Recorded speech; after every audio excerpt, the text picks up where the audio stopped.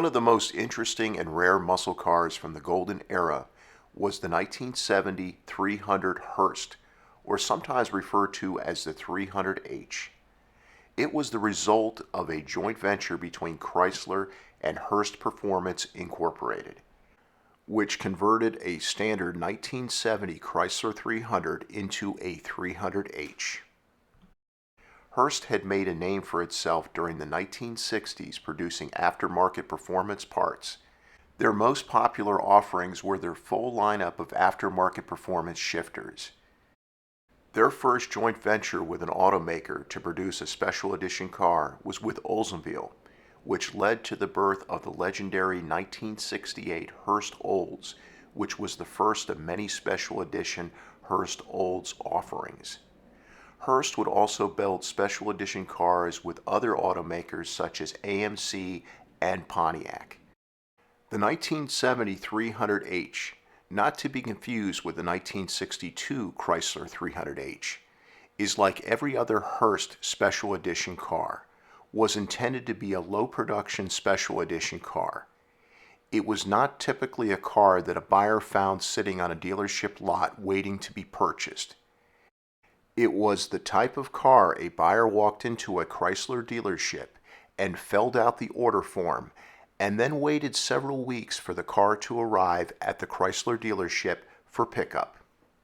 And in many cases, the dealership would not submit the order until a substantial down payment was rendered by the 300H buyer.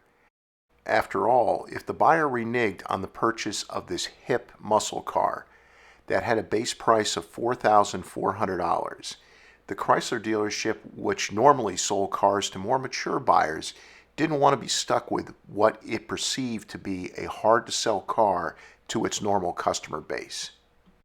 Offering a muscle car through the Chrysler dealership network was like Cadillac offering a muscle car, which it never did back in the original muscle car era.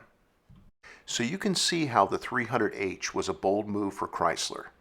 The 300H was aimed at a very tiny luxury niche. The male buyer who was over 35 years of age and was either rapidly climbing the corporate executive ladder or had already reached fairly high up the corporate food chain. The idea was that this type of buyer wanted a lavish, luxury-oriented muscle car. The Hurst Olds had been a step towards this market, but the 300H was the epitome of the ultimate luxury muscle car. So much so, the interior of the Hurst Olds looked like a Chevy interior in comparison to the 300H's interior. The 300H had the plushest seats you were ever going to find in an original era muscle car. Chrysler went all out by stealing the pillowy saddle tan colored supple leather seats right out of the 1970 Imperial and dropping them in the 300H. And if that wasn't enough to impress most buyers, all seating adjustments were power operated for both front seats. This was back in a time period when most muscle cars had vinyl seats with manual adjustments. It was possible for a buyer back in the day to save some money and forego some power and convenience options. So today you may find a 300H with roll-up windows and missing a lot of options. However, this will be the exception. Most buyers back in the day loaded up with options, so finding a loaded 300H today is more the norm. The 300H was standard with Chrysler's potent 375 horsepower 4-barrel carbureted 440 cubic inch V8. It was codenamed the TNT 440 V8. The TNT 440 easily propelled the more than 2-ton Chrysler from 0 to 60 miles per hour in 7.1 seconds and the quarter mile in 15.3 seconds. This motor produced a whopping 480 pound-feet of torque, which is more than most muscle cars produced during this era.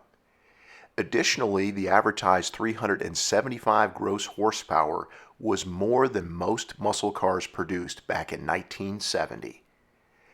A dual exhaust system with quad exhaust tips was standard along with a performance-oriented 3-2-3 rear axle ratio. Falling in line with its executive image, only Chrysler's heavy-duty TorqueFlite 3-speed automatic transmission was available. The 3-speed TorqueFlite had as standard a traditional column shifter, which appealed to the majority of Chrysler buyers back in the day. If a buyer wanted to add a nice touch of sportiness to the interior, a sporty center console automatic transmission shifter was optional. This was almost a necessity for the buyer who wanted to reflect in the interior a little bit of the semblance of this car's performance potential. The 300H had a mandatory conservative in design rectangular speedometer. The entire dashboard design and layout was also very conservative in nature. One disappointing aspect of the 300H was that there was not a Hurst Shifter option, even if the console shifter was ordered. Fortunately, power steering and power front disc and power rear drum brakes were standard. The 300H may have been a hulk of a car, since it had a length of 224.7 inches, a width of 79.1 inches, and a wheelbase of 124 inches. That didn't mean it was soft when it came to curvy roads. It came standard with a heavy-duty suspension that included stiffer rear leaf springs, a sway bar, and heavy-duty front torsion bars. It's not known exactly how many 300Hs were produced. Most experts agree the number is somewhere between 485 and 500 units. There's also one known 300 Hurst convertible that was produced which was used as a promotional vehicle by Hurst. This is the only 300H with a white interior and run-of-the-mill Chrysler 300 seats. And it also had a slightly different exterior paint scheme. There are rumors a second convertible may have also been produced. Where the Hurst special touch could really be seen was with the 300H's exterior design. There was a fiberglass hood skin. The hood frame was steel, which included a decorative scoop. The hood pins were taken from the 1970 Oldsmobile 442 parts bin. The back of the vehicle had a fiberglass trunk lid which included an integrated rear wing spoiler. It was the two-tone exterior paint scheme which was spinnaker white and satin tan that gave this car the official Hurst look. Accent striping separated these two colors, and there was also a full body stripe on each side of the car. The overall Hurst exterior makeover worked. The 300H, which used Chrysler's fuselage design, managed to look the part of a true muscle car.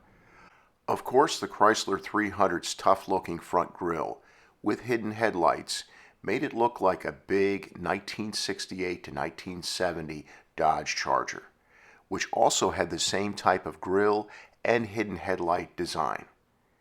When looking at the 300H, you can't help but notice the trunk is nearly as long in length as the massive hood.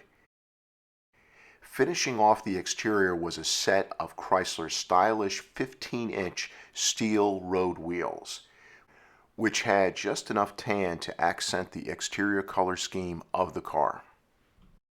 The interesting marketing aspect of the 300H is that both Chrysler and Hurst had it right.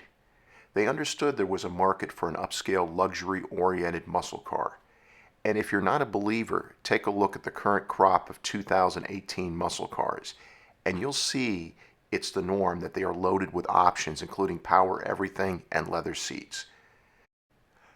Though muscle cars in recent years have gone more upscale, it's safe to say that there will never be a new muscle car as large as the 300H. The 300H delivered back in the day some serious performance while providing ultimate luxury in the form of a large special edition car.